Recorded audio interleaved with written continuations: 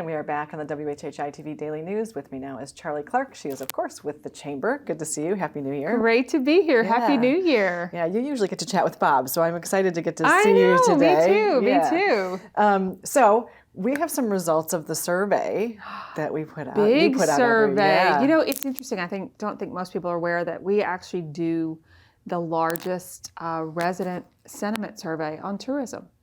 We ask our residents, how do you feel about it? Because it's such a driver, it has such an impact in so many ways that we want to know how you feel about it. So every year for the past 3 years now, we ask them. And they're really ready to tell us. I'm sure they are. I'm sure there are a lot of opinions that are ready to be heard. You know, and we purposely do it in the middle of the summer. We do it in the summer because we want to feel it. We really want to know. We don't ask them in February. We ask them in, August, after a whole summer of it. And it's always interesting over the last 3 years to watch things change. And residents get it. I think the greatest thing we love to see is they get it. They understand the value of tourism. Literally over 90% of them say, yeah, we get it. Yeah. It's important. It matters. We get that.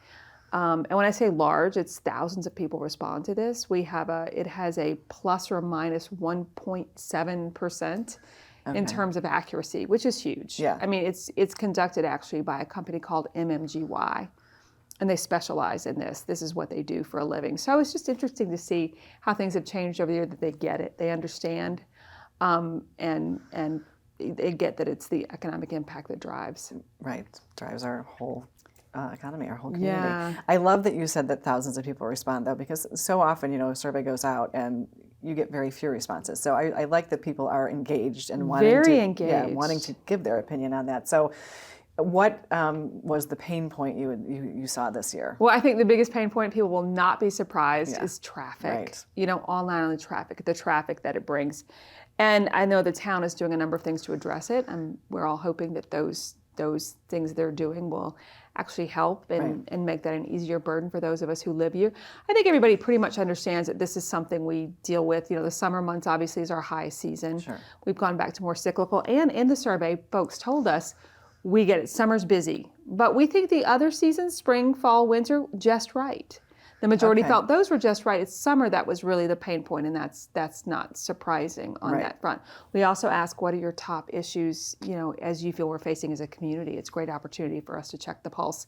And no surprise there either for us either. It's workforce shortage, workforce housing, and the 278 corridor, which has so much to do with the traffic and the tourism angle of things, those commuters coming onto the island. Right. Surprisingly, an issue that's been in the news a lot lately, which is short-term rentals, it's not real high on their list. They're not that factored in much lower. It's one of those things I think that gets a lot of press.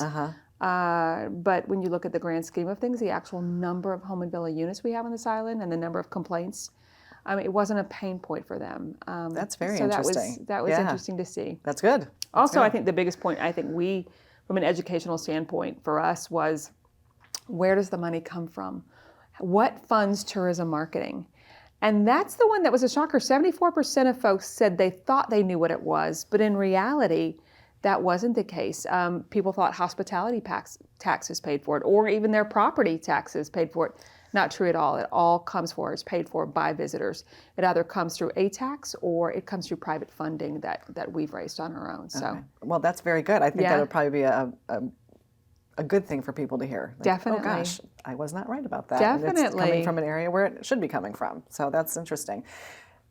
Went really fast. We only have 30 seconds left, but we have to touch on Restaurant Week because it's coming up at the end of the month. Oh, it's coming up. It's so much one of my favorite weeks of the year when it comes to culinary on this island. So get out there, get your reservations. It's going to be happening the last week of January right into February. We purposely do it Saturday to Saturday. So go to chamberrestaurantweek.com. You can check out menus. They're being loaded in daily, so if you don't see all of them.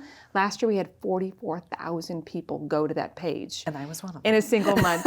We had another 156,000 people go to the websites, make their reservations, make referrals. So it's building businesses for our restaurants in a time when they probably need more business in the slower months of the year. Yeah, and it's such a great time, as you mentioned. Charlie, so good to see you. Try Thanks a new for spot. being here. Thanks. Yeah.